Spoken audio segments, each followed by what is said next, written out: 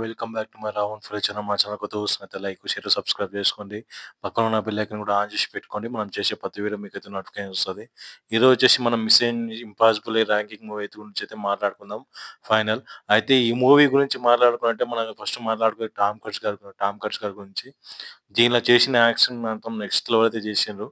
కానీ మీరు దీనిలో యాక్షన్ సీన్స్ అయితే ఎక్స్‌పెక్ట్ చేసి అయితే దయచేసి అయితే వెళ్ళకండి. యాక్షన్ సీన్స్ అయితే మనకి 2 యాక్షన్ సీన్స్ అయితే ఉంటాయి. అవి నెక్స్ట్ లెవెల్ అయితే ఉంటాయి. మిగతా మొత్తం సినిమా స్టోరీ అయితే ప్లాన్‌గా అయితే వెళ్తుంటది. ఒక ఆర్మీ వచ్చేసి మనకైతే ఒక ఈ మనకు అమెరికాకు మన చైనా మధ్యలో అయితే ఒక న్యూ బాంబ్స్ ఉంటాయి కదా! న్యూక్లియర్ బాంబ్స్ పేలితే మొత్తం భూమే ఎళ్ళిపోతదని చెప్పేసి చెప్తారు. న్యూక్లియర్ బాంబ్స్ ఉన్నాయని చెప్పేసి.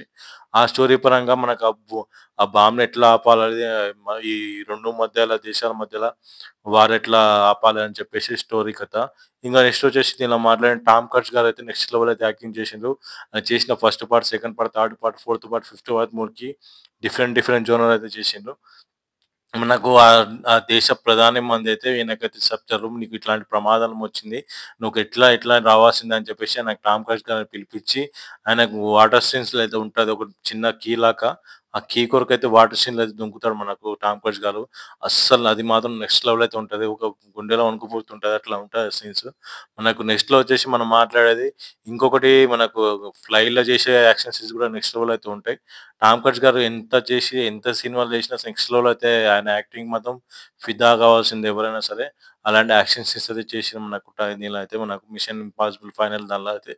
మీకు ఓవరాల్‌గా మూవీ పాజిటివ్ అయితే ఇట్లా ఉంటాయి. నెగెటివ్ గురించి చెప్పాలంటే స్క్రీన్ ప్లే కొంచెం సినిమా స్టోరీ అయితే లాగ్ అయితే అయింది. కొంచెం 2 గంటల 40 నిమిషాలు అయితే సినిమా చాలా లాంగ్ అయిందని చెప్పేసి చెప్పవచ్చు. ఇంకా 2 యాక్షన్ సీన్స్ పెట్టి యాడ్ చేస్తే నెక్స్ట్ లెవెల్ అయితే ఉంటుందని నేనైతే అనుకుంటున్నా.